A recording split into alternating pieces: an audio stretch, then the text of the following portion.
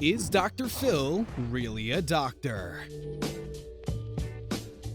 Hundreds of people in need have turned to the popular TV doc to help them turn their lives around over the course of the last 16 years. Phil always offers up sage advice, and he seems to know what he's talking about. But is he really a qualified doctor, or just a guy who got lucky? Join us as we take a deeper look into Dr. Phil McGraw's credentials, or lack thereof. Before we begin, make sure to subscribe to our channel for more amazing videos about your favorite movies and TV shows. He does have a PhD.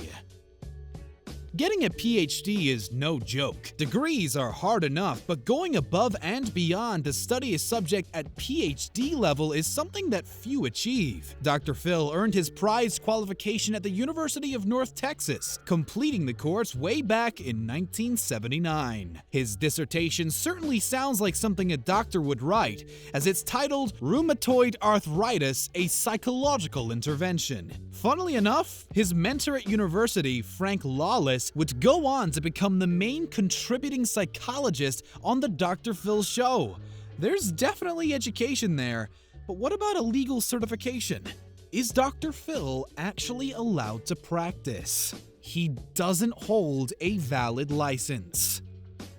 Technically, Dr. Phil isn't licensed to practice medicine in the state of California, which is where the show is filmed. It's true he has a PhD, but that alone isn't enough to make you a true doctor. The New York Times was one of the first outlets to state that McGraw isn't actually a licensed therapist. In order to practice therapy privately, you must have all the right paperwork. Phil doesn't.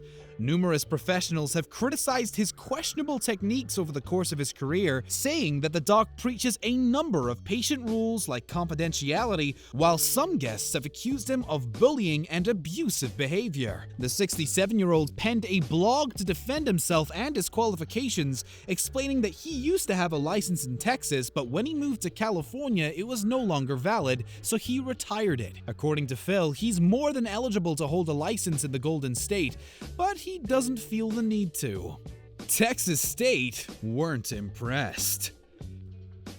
Cast your mind way back to the 80s, when parachute pants were still cool and a young Dr. Phil was privately practicing psychology alongside his dad in Wichita Falls, Texas. Things had already started to get a little bit shady. In 1988, the Texas State Board of Examiners of Psychologists investigated McGraw for hiring a former patient. They were concerned that the doc didn't make it clear that the relationship between the pair had changed from doctor to employer, and sent him a written warning as well as penalties. There were also claims that McGraw initiated inappropriate contact with the woman in question, but they didn't find any definitive evidence of this, so left it out of the report entirely.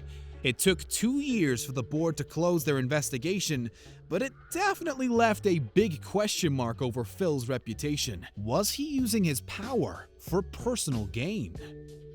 Therapy? What therapy?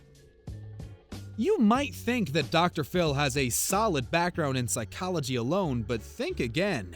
In 1990, he opened up Courtroom Sciences, Inc., alongside lawyer Gary Dobbs. The pair set about building a successful company that consulted clients on trials, leading Phil to stop practicing psychology altogether. CSI did well, raking in a considerable profit. Although he left the firm when his TV career started taking off, he maintains that he doesn't practice psychology at all.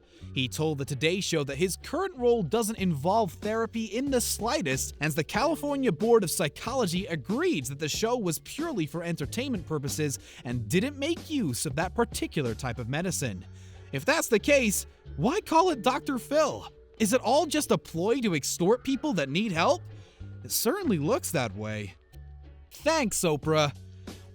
We've established that Dr. Phil might have the right to call himself a doctor thanks to his PhD, but he doesn't have a license, and he hasn't practiced psychology for almost 20 years. So how exactly did Dr. Phil land the coveted position as daytime TV's most beloved medicine man? Well, we've got one word: Oprah.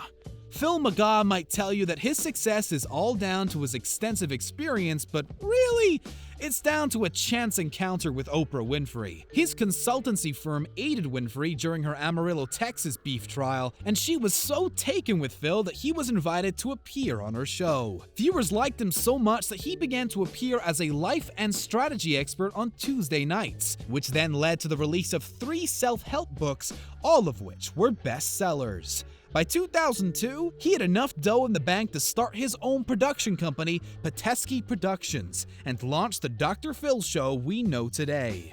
You might love him, you might hate him, but there's no denying that this guy is as much of a doctor as Daffy Duck.